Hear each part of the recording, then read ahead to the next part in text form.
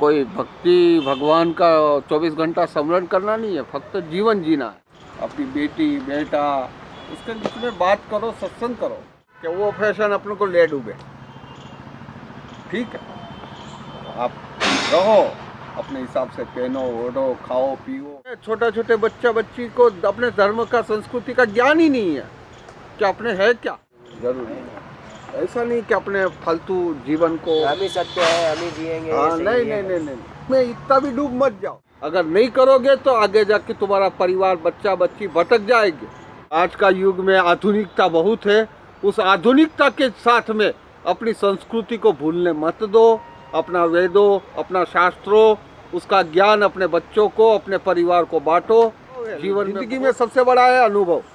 वो अनुभव तो इंसान के बीच में सत्संग करेंगे, कुछ ज्ञान वो करेंगे, तभी अनुभव मिलेगा।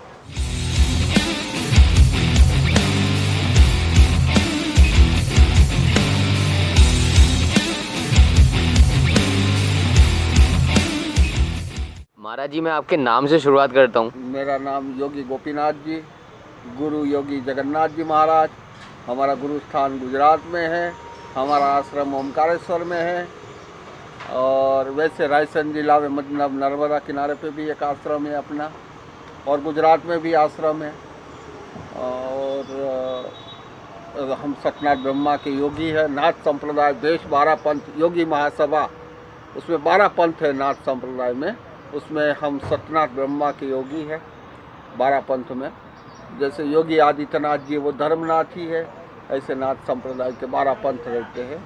और 12 पंथों के अंदर योगी महासभा बनी हुई है, 12 पंथों की सब रचनाएं हैं। हम सतनाथ ब्रह्मा नाथ जी के ब्राह्मण कहलाते हैं। नाथ संप्रदाय में समाधि गायत्री बोलने का अधिकार सतनाथ ब्रह्मा के योगी को है। कोई भी नाथ योगी की समाधि लगेगी तो सतनाथ ब्रह्मा का योगी ही आएगा समाधि लगाने के लिए। तो ऐसे हमारा सिरमत्था पेवा है हमारी हरियाणा में।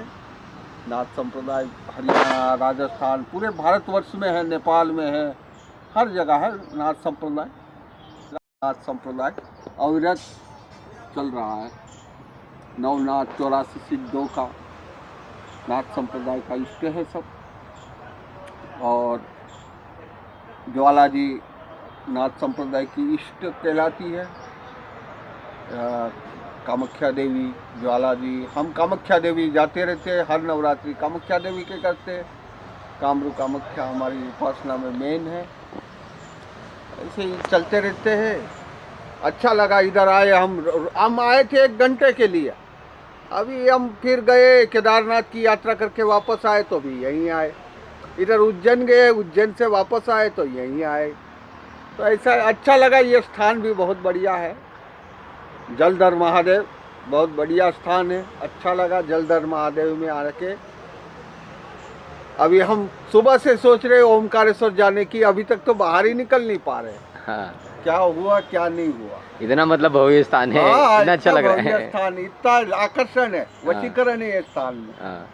ये समझ से बाहर है वशीकरण। ये स्थान का वशीकरण है। यहाँ से उज्जैन महाकाल और ओम के बीच में इंदौर है, दोनों के बीच में स्थान है। लक्ष्मीबाई नगर और रेलवे स्टेशन के पास में है, बिल्कुल अच्छा स्थान है। ज़रूर विजिट करिएगा। और ये हमारे साइकिल यात्री श्री राहुल भाई भी यहाँ मिल गए, अच्छा लगा उनसे मिलके। 12 ज्योतिर्लिंग की यात्रा कर रहे हैं, अच्छा है, बढ़िया है, धर्म के रास्ते पे चल रहे हैं। आज का युग है सनातन के जागरूकता का, उस हिसाब से जो भी हो रहा है वो सनातन के प्रति अच्छा है। और आज का समय यही है कि सबको जागरूकता करो, सबको राम नाम सिखाओ, चलते रहो, जय श्री राम का नारा लगाओ। आज का युग यही कहता है कि आज के युग में ये समय का वो है, समय का प्रभाव। धर्म को जागृति जरूरी है। जी जी जी। हाँ, बहुत अच्छा लगा। और महाराज जी, और आपको देख के तो मुझे अच्छा लगा। आप कह रहे हैं केदारनाथ जी गए थे? हाँ जी, केदारनाथ जी पर ठंड हो रही होगी, हमारा बर्फ पड़ी? बहुत बर्फ पड़ी, बहुत बहुत बर्फ पड़ी। कैसा लगा महाराज जी? ठंडा है बहुत मौसम केदारनाथ में। ऊपर बहुत ठंडा है, नीचे नहीं है, ऊपर ठंडा है। खाली 2 घंटा खाली धूप निकलती है, बाकी बहुत ठंडा मौसम। बहुत ठंडा है, बहुत ठंडा मौसम है। मैं उसके 270 किलोमीटर पीछे अल्मोड़ा जिले से ही रहने वाला हूँ। हाँ जी, हाँ जी, अल्मोड़ा उत्तराखंड। हाँ जी, तो मैं 12 ज्योतिर्लिंग की शांति साइकिल यात्रा कर रहा हूँ। हाँ जी, हाँ जी, जैसे कि मैंने आपको बताया, ये यात्रा अच्छी है। 12 ज्योतिर्लिंग की यात्रा साइकिल से संकल्प लेना और पूर्ण करना, उसको बहुत बड़ी बात है।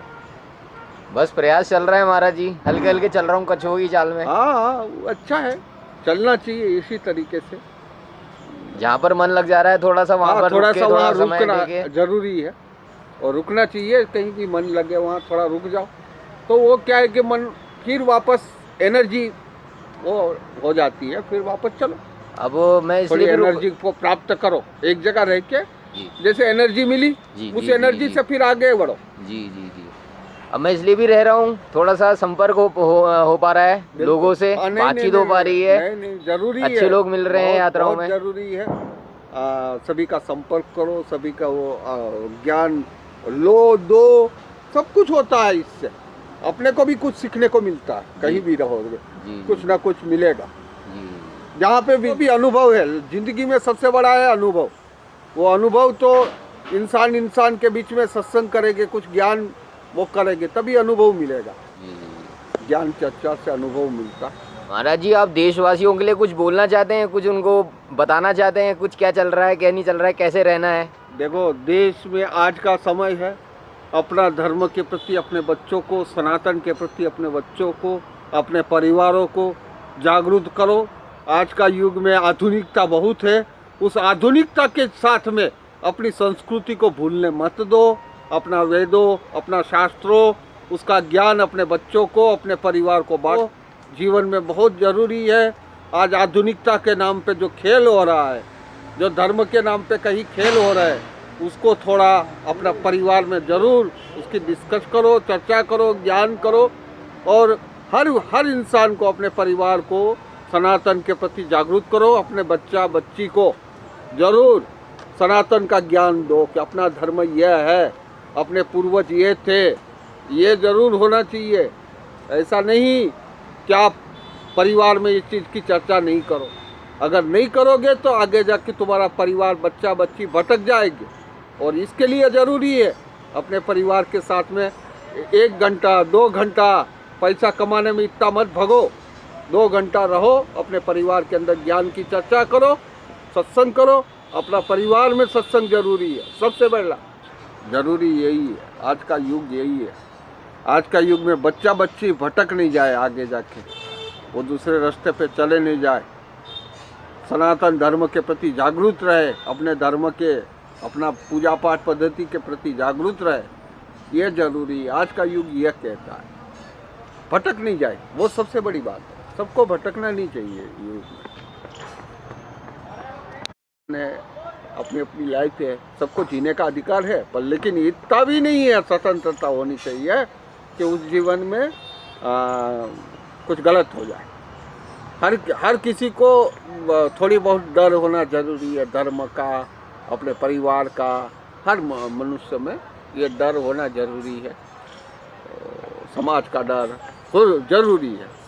कौन क्या कहेगा, मैं ऐसा कर लूँगा, मैं ऐसा करूँगी, ये होना जरूरी है। समाज वही बोलेगा जो अनीतिगत। बिल्कुल, और वो जरूरी है आज का समय में। समाज की मर्यादा रखना जरूरी है, जरूरी है। संस्कृति, बिल्कुल, समाज की मर्यादा रखना जरूरी है। ऐसा नहीं कि अपने फालतू जीवन को हम ही सत्य है, हम ही जिएंगे। हाँ, नहीं, मैं इतना भी डूब मत जाओ कि वो फैशन अपने को ले डूबे।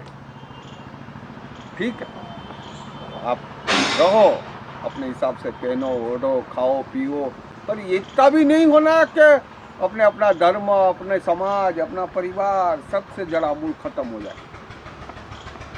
ये भी जरूरी है। अपनी बेटी बेटा उसके बीच में बात करो, सत्संग करो कि यह अपना धर्म, ये अपना संस्कृति, उसके विषय में ज़रूर चर्चा करते रहो। क्योंकि आज अपने देखते हैं छोटा छोटे बच्चा बच्ची को अपने धर्म का संस्कृति का ज्ञान ही नहीं है कि अपने है क्या, वही नहीं समझे। सनातन के प्रति ज्ञान होना जरूरी है सबको, है सबको, किसको आदर करना है, कोई भी ये जरूरी है। इसलिए भाई मातृ देवो भव, पितृ देवो भव, गुरु देवो भव, अतिथि देवो भव, ये सबके अंदर ये ज्ञान होना जरूरी है आज के युग में। अतिथि का भी सम्मान करो, गुरुओं का सम्मान करो, माता पिता का सम्मान करो, ये जरूरी है आज का समय में। परिवार के बीच में ये सत्संग जरूरी है। कोई भक्ति भगवान का 24 घंटा स्मरण करना नहीं है, फक्त जीवन जीना है। कैसे जीवन जीना, उसकी कला सीख लो। मेरे को किस रास्ते पे जाना है, कैसे करना है, क्या करना है, ये कला को सीखो, यही जीवन है। कहीं महात्मा बन के कोई जंगल में जाके तपस्या करने से मार्ग पे चलो, धर्म के नजदीक रहो। और जहाँ दूषण है, जहाँ पाप है, व्यभिचार है, वहाँ से दूर रहो, बस वही जीवन है मनुष्य। आदेश आदेश आदेश। महाराज जो मेरे मन में विचार थे ना, आपने सारे के सारे प्रश्न, पता नहीं कि आपने मेरे दिमाग में आके देख लिया क्या उसे। सारा का सारा बता दिया आपने, मेरे को कुछ पूछने की जरूरत ही नहीं रही आपसे। आदेश महाराज। आदेश। बहुत बहुत धन्यवाद महाराज जी। ठीक है, आदेश। आदेश।